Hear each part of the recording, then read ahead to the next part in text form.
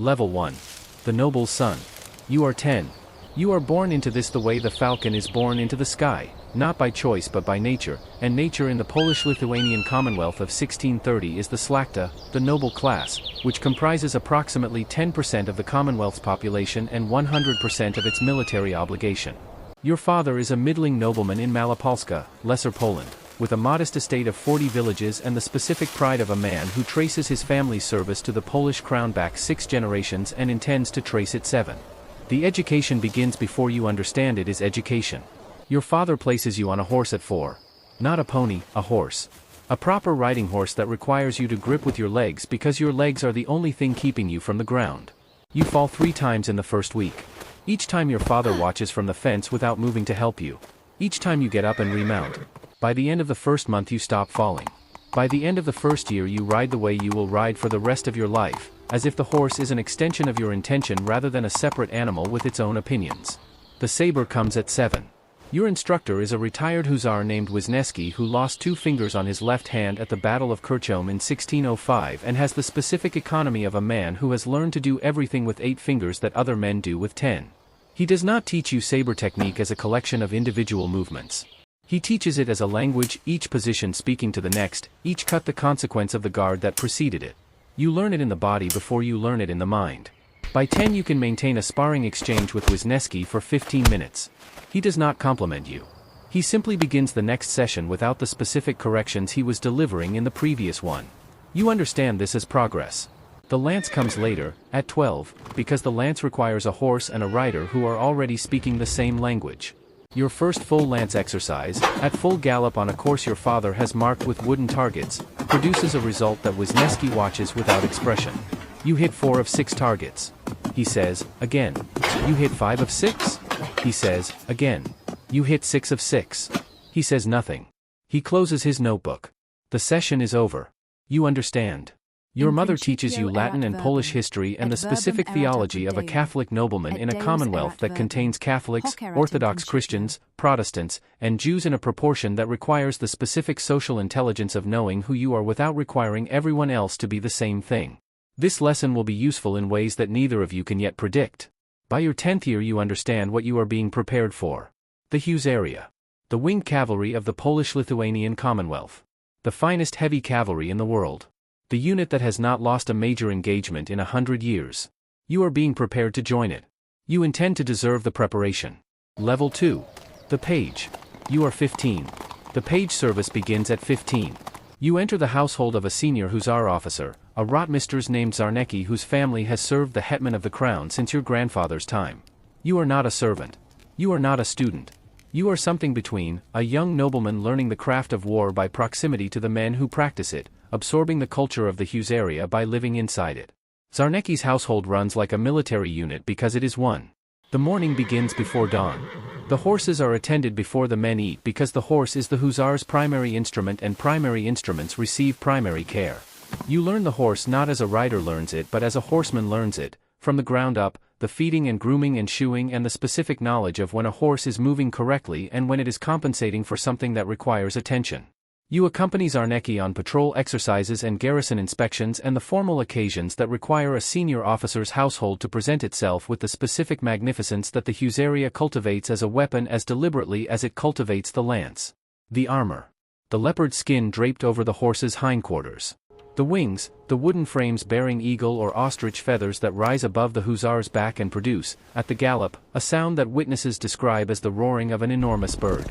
The wings are not decoration. They are psychological warfare. They are the announcement of what is coming before what is coming arrives. You study the battles. Kircholm, 1605, 3,000 hussars against 14,000 Swedes, a victory so complete that the Swedish king's army ceased to exist as a fighting force in a single afternoon. Klushino, 1610, 6,700 hussars against 35,000 Russians and Swedes, another victory so complete that the Russian Tsar's son was briefly offered the Polish throne as a consequence. You study these not as history but as doctrine. What was done. How it was done. Why the lance charge at the correct moment against the correct formation produces a result that no other cavalry in the world can reproduce. Czarnecki's senior hussar, a man named Kowalski, 40 years old, 17 years in the hussar, teaches you the specific physics of the charge. The lance is 4 to 5 meters long, hollow, of cornel wood, tapering to a steel tip. At the full gallop, the hussar charge reaches 30 to 40 kilometers per hour. The combined weight of horse, rider, armor, and lance produces an impact force that no infantry formation can absorb if the charge is executed at the correct angle and the correct moment. Kowalski says, the lance is not a weapon. It is a fact. You file this. Level 3. The Towarzysz. You are 20. The Towarzysz, the companion, is the full hussar. Not the apprentice, not the page. The man who rides in the front rank of the charge with his own horse, his own armor, his own lance, and his own retinue of 2 to 4 fighting men called poxtoi who follow him into battle and fight under his command. The Towarzysz is the basic unit of the hussar, each one a small military enterprise that is simultaneously one soldier and a small squad. Your armor is the investment of your inheritance and the expression of your identity. The breastplate and backplate of polished steel. The zyschaga, the open-faced cavalry helmet with neck protection and cheek guards. The arm guards. The boots of thick leather reinforced at the knee. The total weight is approximately 15 kilograms, heavy enough to stop a musket ball at medium range, light enough to permit the mobility that makes the hussar more than a moving fortress. The armor is not standard issue. It is made for you, by an armorer in Krakow who measures you 3 times and delivers the work 8 months later.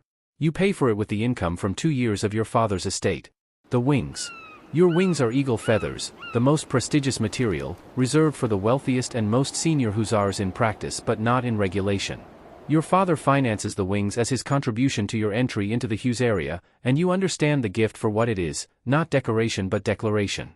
You are here. You are committed. This is the full expression of what the family has been preparing for 20 years. Your first campaign is the war against the Ottoman Empire in the south, the ongoing conflict along the Commonwealth southeastern border that never fully resolves and never fully ends. You ride with Czarnecki's rota, his company, to the Podolian frontier. The frontier is different from the garrison exercises. The terrain is open steppe, the enemy is mobile cavalry who use different tactics from the infantry formations that the hussar charge is designed to break, and the specific discipline of the charge must be adapted to a situation that the charge was not primarily designed for. Czarnecki teaches you the adaptation by example. He does not lecture. He makes decisions and you observe the reasoning and you ask questions afterward if the reasoning is not apparent. It usually is. Czarnecki has been doing this for 20 years. His reasoning is visible in his decisions the way a craftsman's understanding is visible in his work, present, legible, accumulated. Your first engagement is a skirmish with Ottoman light cavalry, Sipahi, on the Podolian steppe in July 1650. The skirmish lasts 12 minutes. You fire your pistols, the pair of wheeled pistols carried by every hussar for close engagement after the lance, and you keep your formation and you return to the rota's assembly point with all your poxtoi present. Czarnecki reviews the formation afterward. He says, acceptable. Coming from Czarnecki, this is the full range of available praise. Level 4. The Senior Towarzysz. You are 25. 5 years in the hussar. 3 campaigns. The specific education that only comes from riding the charge 3 times and watching what it does and refining what you do inside it with each repetition. You are now one of the experienced companions, not the senior, but the one the newer Towarzysze watch and calibrate against in the way that every institution has people whose standard sets the informal reference point that the formal rank structure does not fully capture. The deluge, the potop, begins in 1655. The Swedish invasion of the Polish-Lithuanian Commonwealth from the north, the Russian invasion from the east, the Cossack revolt in the southeast, the Transylvanian invasion from the south. The Commonwealth faces simultaneous assault on 4 fronts from 4 different enemies. This is the war that will define the hussar's legacy and its limits. The cavalry that has never lost a major engagement now faces not the specific enemy the charge was designed for but the specific problem of being everywhere simultaneously when the everywhere is too large. You ride in the defense of Lwów, the retreat from Warsaw, the counteroffensive under King Jan II Kazimierz that recaptures the territory the Swedes have taken and produces the series of engagements that are the hussar at its operational peak, the battles of Proski, New, Matwi. You are at New in September 1656. The Swedish cavalry, well-trained and well-equipped, meets the hussar charge on a flat field north of the town. The charge covers 300 meters. You are in the second rank. The impact when the first rank hits the Swedish line is felt by every horse in the second rank, a physical wave, transmitted through the ground, that carries the specific information of what 300 meters of acceleration ending in collision with a defensive formation produces. The Swedish line breaks. This is the moment that all the training was for, the specific, irreproducible moment when the charge connects with a formation and the formation discovers that it cannot hold. The Swedish cavalry breaks left and right and your section pursues right, and the pursuit is the part of the engagement that your lance cannot assist with because the lance is a single-use instrument. It has broken in the impact or is buried in what it hit, and now you are riding with your saber, the weapon Wiśniewski spent years building into you, and the saber is working exactly the way the language he built into you works. You return to the assembly point. You count your poxtui. All present. Kowalski is not present. Kowalski, who taught you the physics of the lance at 17, did not return from the charge. You write his name in the notebook you began keeping at your first campaign. Kowalski's name is the 9th entry. Level 5. The standard bearer. You are 28. The Kowalski, the standard bearer, carries the Rota's banner into battle. The appointment is not purely honorific. The standard is the Rota's operational reference point, the anchor that every rider orients to during the chaos of the engagement, the visible marker that tells every companion where the formation is, where it is going, and whether it is maintaining its integrity. The standard bearer must be visible, which means the standard bearer must be in the front of the charge, which means the standard bearer must be willing to accept the specific exposure of being the most visible target on the field. You accept the appointment with the understanding of what it requires. The banner of Czarnecki's Rota is crimson with a silver eagle. It is made of heavy silk that does not furl against the staff at the gallop, it streams, which is the point, because the streaming banner is the visible signal of the Rota's movement and direction at 30 km per hour in the dust and noise of a charge where individual riders cannot see more than 20 meters in any direction. The Cossack wars in the southeast require a different deployment of the Husaria than the Swedish war in the north. The Cossack commanders, first Bogdan Khmelnytsky, now his successors, have studied the Hussar charge and developed the specific counter of the tabor, a wagon fort from which firearms can be directed against the charging cavalry before the cavalry reaches the infantry. The tabor is the first tactical challenge the Husaria has faced in 60 years that does not yield to the charge as designed. You adapt. Czarnecki adapts. The Rota adapts. The charge against a tabor requires the identification of the gap in the wagon line through which the charge can penetrate before the firearms complete their effect. The identification requires reconnaissance. The reconnaissance requires patience. The patience requires the specific discipline of holding a formation back from the charge it is designed for until the moment that makes the charge effective rather than catastrophic. This is the hardest thing the Husaria learns in the 1650s. Not the charge. The waiting. You carry the standard at the Battle of Berestecko in June 1651, a 3-day engagement that is the largest battle of the 17th century, with 400,000 men on the field.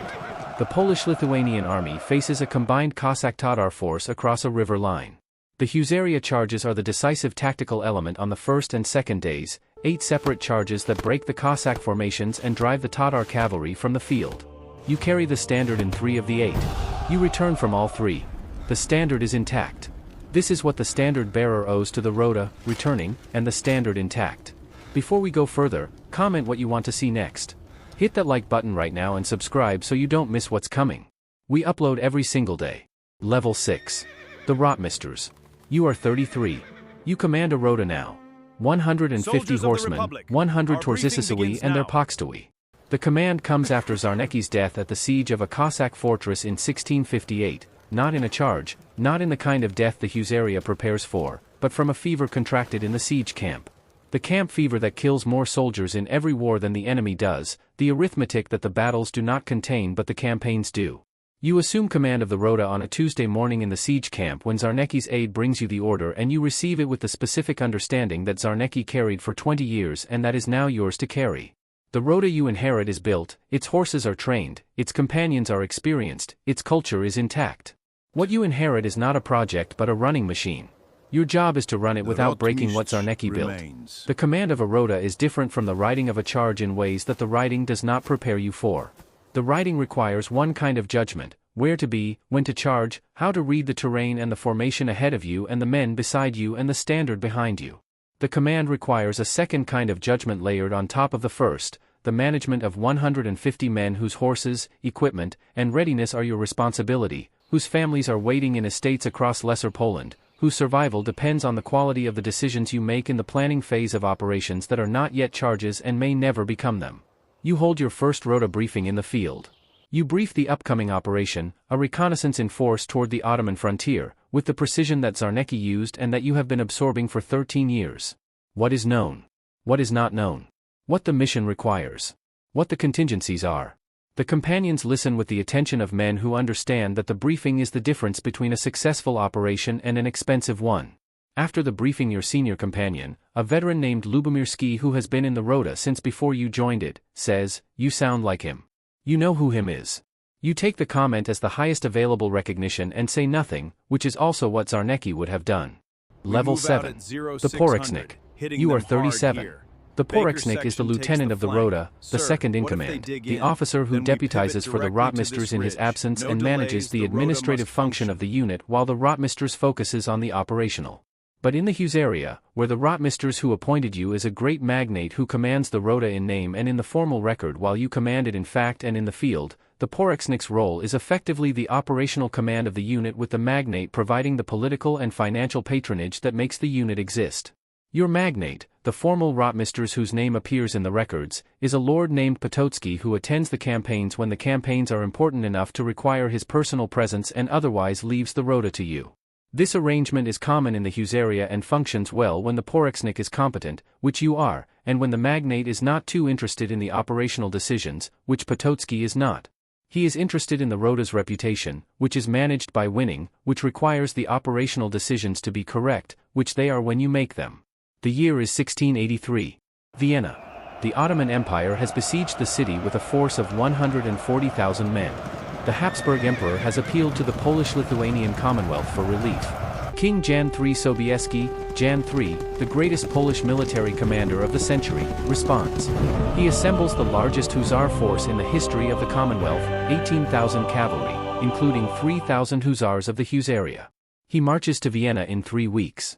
You ride in Sobieski's relief force with the rota at full strength, 150 men, horses in the best condition of your career, the equipment perfect, the companions veterans. You have been preparing this rota for 4 years for the engagement that the intelligence picture has been building toward. When the engagement arrives at Vienna, it is the engagement the rota was built for. September 12, 1683. The Battle of Vienna. The largest cavalry charge in the history of warfare. Level 8. The Battle of Vienna. You are 37, still. The charge begins at 1700 hours on September 12. King Sobieski orders the charge from the Kahlenberg Ridge. 18,000 cavalry descend toward the Ottoman camp simultaneously, Polish Hussars in the center, German and Austrian cavalry on the flanks. The Ottoman artillery opens fire. The first rank takes casualties. The charge does not stop. The charge cannot stop because the charge is committed. The momentum of 18,000 horses moving downhill toward a target is not a thing that can be paused for reassessment. Your rota is in the third line of the Hussar formation. You carry your lance, the last campaign in which you will ride with the lance, though you do not know this yet. The first line hits the Ottoman infantry 300 meters below the ridge. The impact carries up the slope to where you are riding, the ground wave, the compressed sound, the specific physical information of the charge connecting. The second line goes through the gap created by the first. You go through the gap created by the second. What you encounter in the Ottoman camp is not a formed defensive line. It is the aftermath of a formation that has already been broken by the lines ahead of you, men running, equipment abandoned, the Ottoman command structure disintegrating in real time.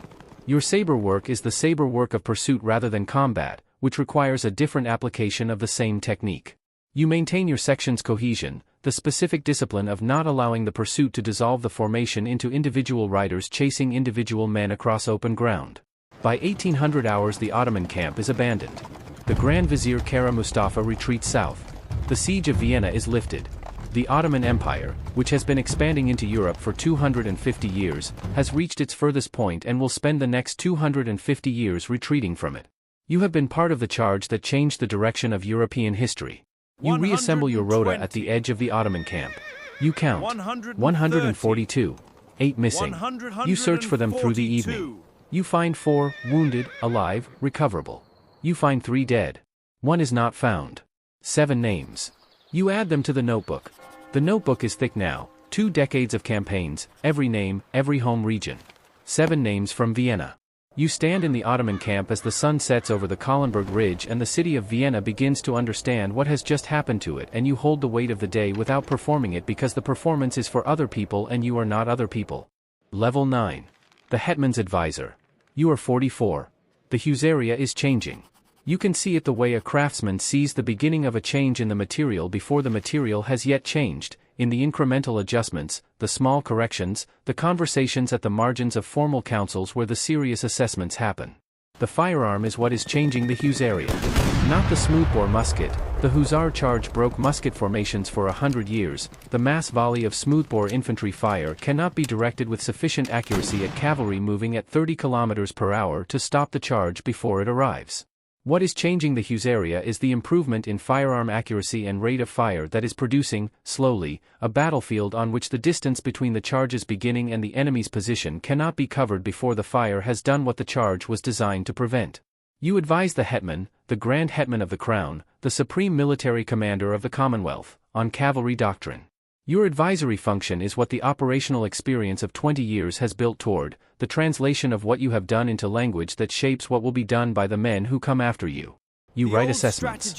You attend councils. You make the argument for the adaptation of the Husaria rather than its preservation unchanged, the specific difficulty of arguing for change from inside the institution that change will transform. The Hetman listens. Not always. Sometimes the council listens and the decision proceeds on other grounds, and you execute the decision and document your assessment accurately in the record. The record is accurate. This is what you owe to the record. A young Twarzus named Dabrowski comes to you after a council in which his proposal for a modified charge formation has been rejected. He is 23. He is technically correct in his proposal. The council is not ready for it. You tell him, write it down. All of it. Every argument, every evidence, every counter-argument addressed. Write it accurately. File it. He asks why file something that has been rejected. You tell him, the file outlasts the council. He files it. 12 years later, after Vienna and after the First Ottoman retreat, the proposal is retrieved from the file and incorporated into the next generation's doctrine. Dabrowski is dead by then, killed in a minor engagement on the frontier in 1691. His proposal is in the doctrine. His name is in your notebook. Level 10. The last charge. You are 52. Your last charge is not what the painters will paint. It is not Vienna. It is not the great descending line of 3,000 hussars moving down the Kahlenberg Ridge with the banners streaming and the wings roaring. Your last charge is a minor engagement on the Podolian frontier, a Turkish raiding force, 200 men, that has crossed the border and is moving toward a village. Your rota, reduced now to 80 riders because the times have reduced the resources that maintained it at 150, intercepts them on a flat stretch of steppe on an October morning in 1702. The charge covers 200 meters. Your horse is 17 years old. You have ridden this horse for 6 years. He knows what the charge requires before you ask for it. The legs shift, the pace adjusts, the 17-year-old animal that has been in 4 charges accelerates with the specific purposeful acceleration of something that understands what the acceleration is for. Your lance connects with the first rank of the Turkish formation. The lance breaks, it always breaks. This is what lances do, they are designed to break so that the force is transmitted rather than absorbed, and you draw your saber in the same motion you drew it at New in 1656 and at Berestechsko in 1651 and at Vienna in 1683 and at every engagement since Wiśniewski's training sessions in your father's courtyard in 1637. The Turkish formation breaks in 4 minutes. You count your riders afterward. 76 of 80. 4 names 46. Go in the notebook. You stand on the Podolian steppe in the October morning. The Turkish raiding force is retreating south. The village they were moving toward is intact. The 80 riders, 76 now, are reforming around you. Your horse, 17 years old, stands breathing steadily beside you. You rest your hand on his neck. You think about Wiśniewski's 2-fingered left hand and the 6 of 6 targets at full gallop and the closed notebook. You think about Czarnecki watching you from the fence when you fell from the horse and did not help you up and what that cost you at 4 and what it gave you at every age after. You think about Kowalski and the physics of the lance. You think about the notebook, the names and the home regions and the count you have been carrying since 1650. The notebook is the 4th. The count reaches the back page. The wings are still on your back. You have worn them in every charge since the day you first put them on as a Twarzus in 1650.